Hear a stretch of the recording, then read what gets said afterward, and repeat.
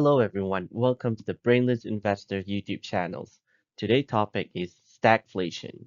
On May 7th, 2025, Fed Chairman Powell faces stagflation dilemma ahead of press conferences.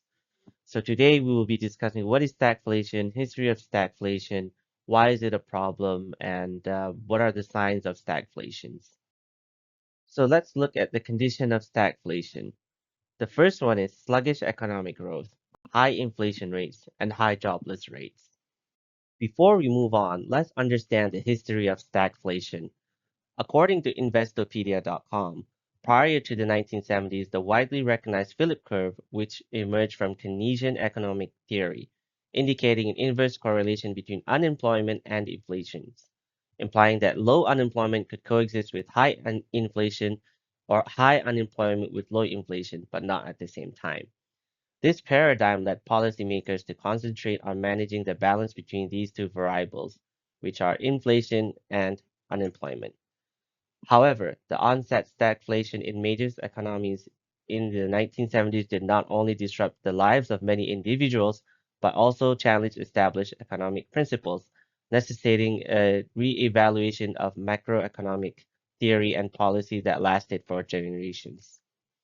The oil price shock of the 1970s exemplified how stagflation could arise.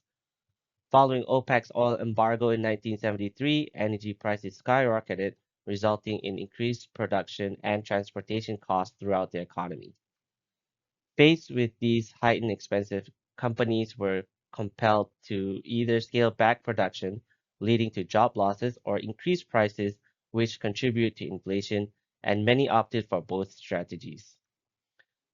The consequence is the decade was marked by a determined combination of rising unemployment and escalating inflation. Now, let's try to understand why stagflation is a problem. Unlike typical recessions or period of high inflations, stagflation defies conventional economic solution because addressing one aspect typically worsens the others. Stagflation is often viewed as more complex to deal with than inflation or a recession on their own. The main issue is the usual strategies to alleviate one problem are counterproductive to the other one. For instance, increasing interest rate to control inflation can decelerate economic activities and raise unemployment, and vice versa. Reducing rates or increasing public spending to stimulate growth deepens inflation. Now we've understand why stagflation is a problem, let's look at the cause of stagflations. There are three main causes of stagflation. The first one is sudden supply shock. For an example, sudden increase in oil prices raises production costs across the economy, pushing up prices inflations while slowing down growth stagnations. Poor economic policies. Overexpansions of the money supply causing inflation combined with restrictive regulations or taxes that suppresses business activity can trigger stagflations. And the last one is structural economic issues, long-term inefficiencies or rigidities in the labor or product markets. Now, let's look at the six signs of stagflations. The first one is supply disruptions. Major interruptions to supply chain, whether from geopolitical conflict, rising tariff, or natural disasters, often precede to stagflations. The second one is rising input costs.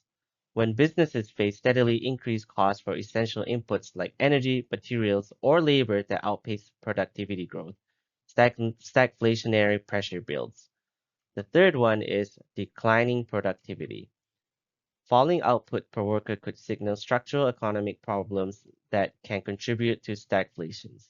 This is especially a problem when it occurs alongside rising wages.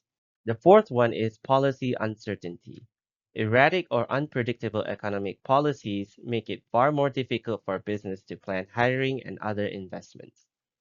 The fifth one is rising long-term inflation expectations.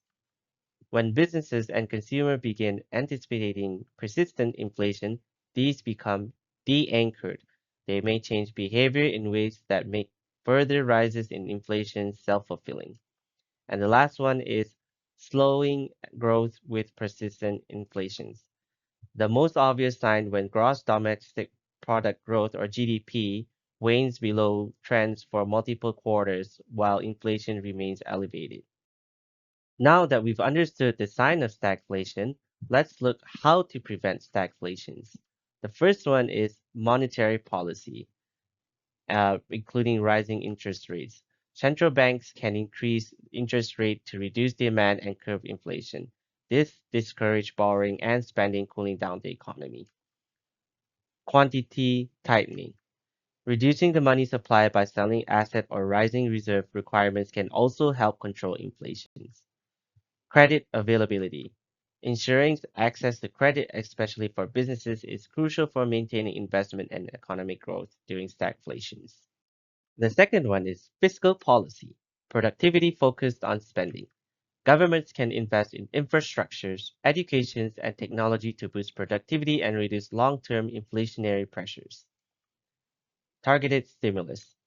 In certain cases, government might consider targeted stimulus measures to boost specific sectors or address supply chain bottlenecks, but these should be carefully calibrated to avoid creating more inflations.